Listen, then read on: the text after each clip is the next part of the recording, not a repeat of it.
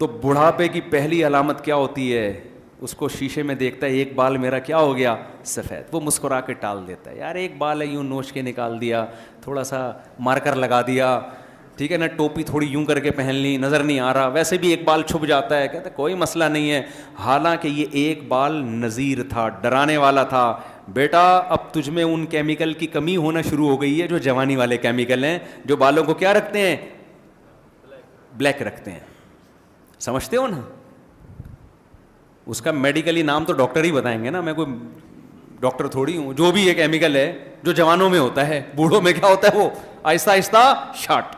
تو اب وہ کیمیکل آپ میں شارٹ ہونا شروع. اگر نہ شارٹ ہوتا تو ایک بال بھی کالا نہ ہوتا. آپ کا ایک بال ہو گیا سفید، آپ اگنور کرتے ہو. کوئی پوچھتا ہے آپ کے سر میں کتنے سفید بال ہیں؟ آپ کہتے کوئی سفید ہے، وہ تو ایسے ہی، وہ تو ایک ایسے ہی نکل آیا تھا، وہ تو کوئی اتنا بڑا ایشو نہیں ہے.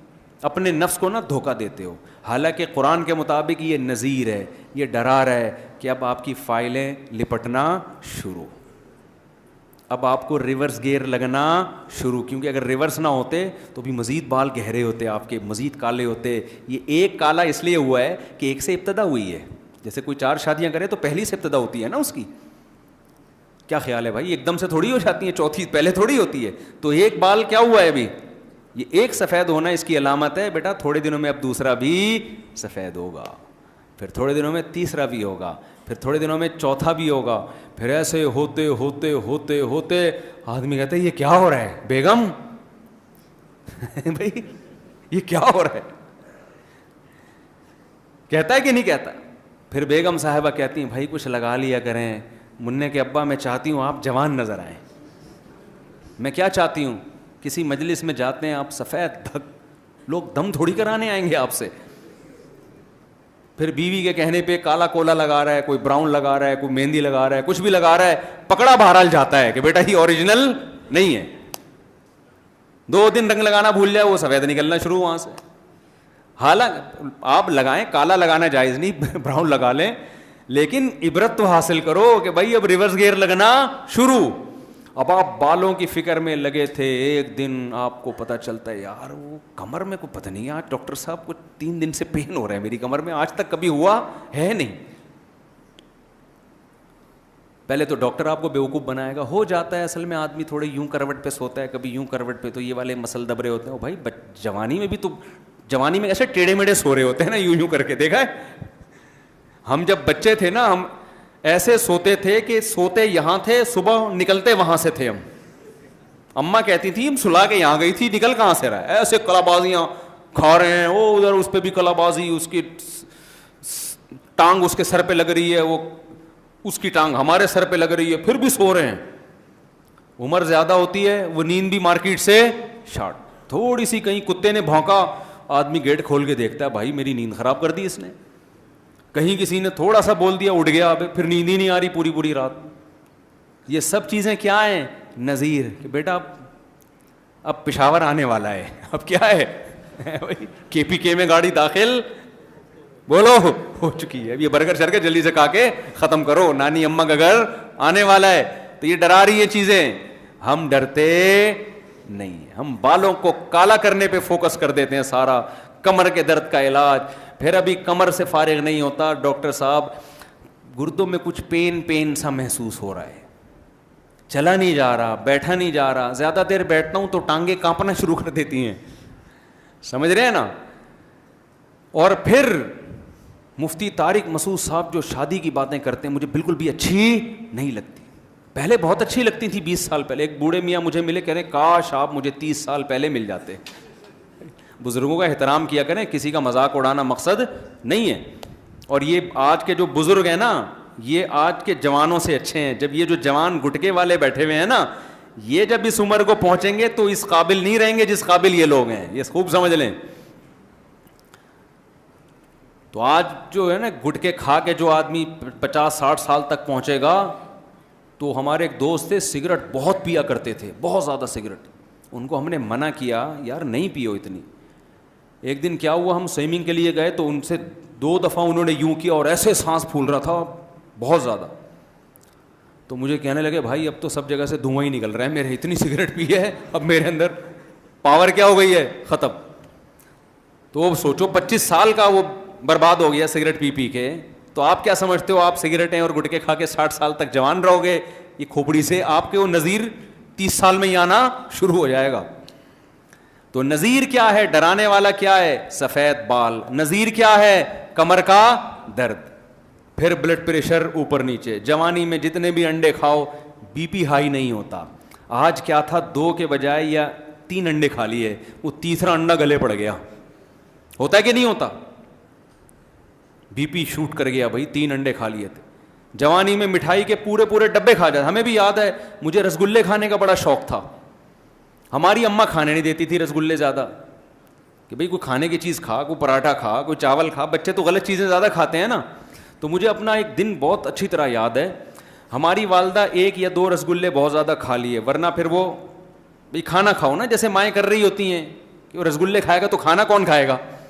مجھے ایک یاد ہے, ایک دفعہ کوئی بڑی تقریب میں ہم بیٹھے ہوئے تھے, رسگلوں کا ڈبہ لا کے رکھ دیا, میری والدہ بھی بیٹھی ہوئی تھی اور بھی رشتے دار تھے. اب جو ایسی پروقار محفل ہوتی ہے نا, اس میں مائیں بچوں کو اشاروں سے تو ڈانٹتی ہیں, سب کے سامنے ایسا نہیں کرتی.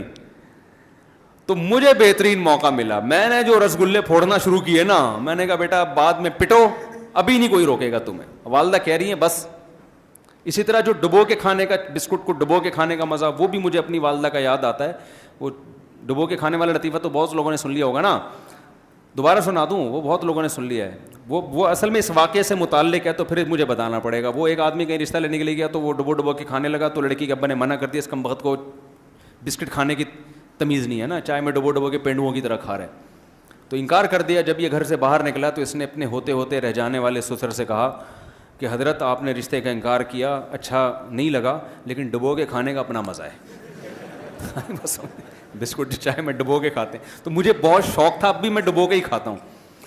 تو مجھے یاد ہے ہم کسی کے گھر گئے, تو وہ بسکٹ جو اتنے سارے رکھے ہوئے تھے, سارے میں نے ڈبو کے نا کھانا شروع کر دی. اب میری والدہ مجھے کونیاں مار رہی ہیں, وہ بھائی تو خیال کر تھوڑا سا, کسی کے گھر میں بیٹھے ہوئے.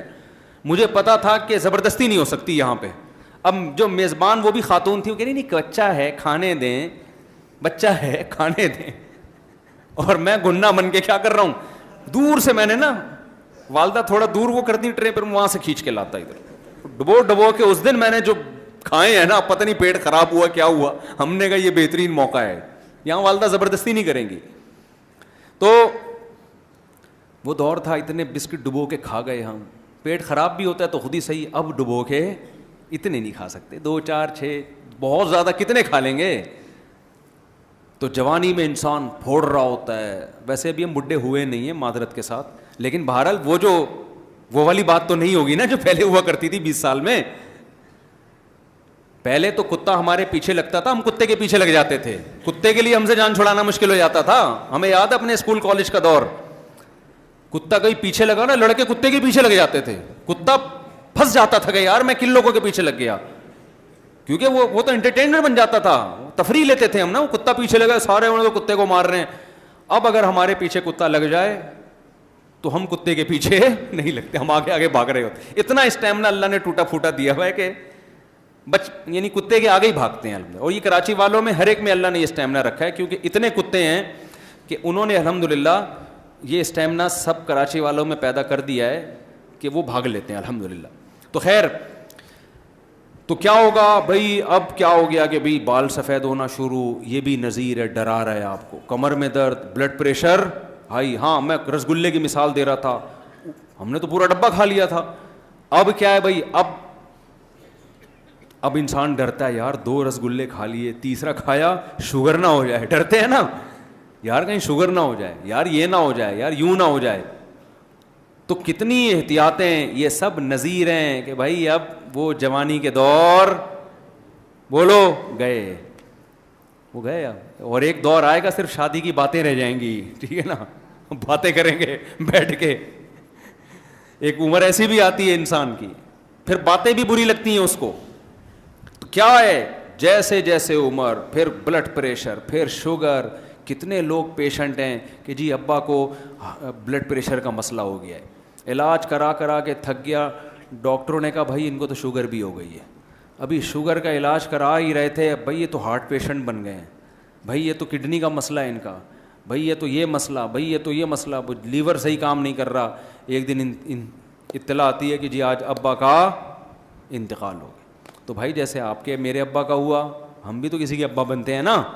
تو کل ہمارا بھی کیا ہوگا؟ ہماری اولادیں کہیں گی آج ابا کا بی پی ہائی ہے، آج ابا کو شوگر زیادہ ہو گئی ہے، ابھی شوگر ٹھیک نہیں ہوگی، کڈنی کا مسئلہ کھڑا ہو جائے گا. یہ ایک ایک مسئلہ جو آئے گا نا قرآن کے مطابق، یہ ہر چیز نذیر ہے. ہم تو اس کو میڈیکلی ایک پرابلم دیکھ کے دوائیوں میں لگ جاتے ہیں. اصل میں تو اللہ بتا رہا ہے کہ پشاور اسٹیشن قریب ہے، بس پشاور اب آنے ہی والا ہے، اس کے بعد ٹرین آگے نہیں جائے گی. ایسا نہیں ہوگا. ایک آدمی جا رہا تھا نا پشاور، یا پشاور سے کراچی آ رہا تھا، تو ٹرین کراچی پہ رکی، دھلائی ہوئی، یہ برتھ پہ سوتا رہ گیا بیچارہ. اب دھلائی ہوئی ٹرین کی واپس پشاور جا رہی ہے. اب کیا ہوا ہے کہ جی نیچے والے آدمی سے اس نے پوچھا کہ یہ سمجھا کہ ابھی تک یہ تو سو رہا تھا نا، یہ سمجھا کراچی آ رہی ہے. تو آنکھ جب اس کی کھلی ہے، ٹرین دھل دھلا کے نئی سواریاں بیٹھی اور واپس پشاور جا رہی ہے ٹرین. اس نے نیچے والے سے پوچھا کہاں جا رہے ہو؟ اس نے کہا پشاور. کہتے خدا کا قدرت، سائنس کی ترقی، ایک ہی ٹرین ہے، اوپر برتھ کراچی جا رہی ہے، نیچے والی سیٹ پشاور جا رہی ہے. حیرت کی بات ہے، سائنس نے اتنا ترقی کر لیا ہے کہ ایک ہی ٹرین ہے، برتھ کہاں جا رہی ہے؟ کراچی، اور نیچے والی سیٹ پشاور جا رہی ہے. تو ایسے ایسے نیک لوگ بھی ہمارے ہاں الحمدللہ ہیں. تو خیر لطیفہ ہے. تو وہاں تو ایسا ہو سکتا ہے کہ آپ کی آنکھ لگ جائے اور ٹرین دھل دھلا کے واپس پشاور جائے، اور آپ کہیں نیچے والی سیٹ کراچی اور اوپر والی برتھ کراچی، نیچے پشاور. لیکن جب ہماری منزل آئے گی نا موت کی، تو پھر ایسا نہیں ہوگا کہ ہم سوتے رہ جائیں. فرشتہ آیا، اس نے دیکھا بندہ سو رہا ہے، ابھی اس کو مت چھیڑو، مس کر گیا وہ. صحیح ہے نا؟ ٹھیک ہے نا؟ قرآن کہتا ہے لا یستأخرون ساعۃ ولا یستقدمون، ایک سیکنڈ بھی آگے پیچھے نہیں ہوگی. تو میرا جو اصل ٹاپک تھا وہ تو رہ ہی گیا. کوئی بات نہیں، ہم نے ٹاپک کو لے کے کیا کرنا ہے؟ مقصد تو یہ کہ ہم برائی سے بچ جائیں اور ہمیں اپنی منزل کی فکر ہو. تو یہ کام ہے جس کے لیے اللہ نے ہمیں بھیجا ہے. لیبلوکم ایکم احسن عملا. اللہ دیکھنا چاہتا ہے اچھا کون کرتا ہے اور برا کون کرتا ہے. اچھوں کو جنت دے گا اور بروں کے لیے اللہ نے برا انجام رکھا ہے. سمجھ میں آ رہی ہے بات؟ اسی ہدف کو سامنے رکھ کے زندگی گزارو.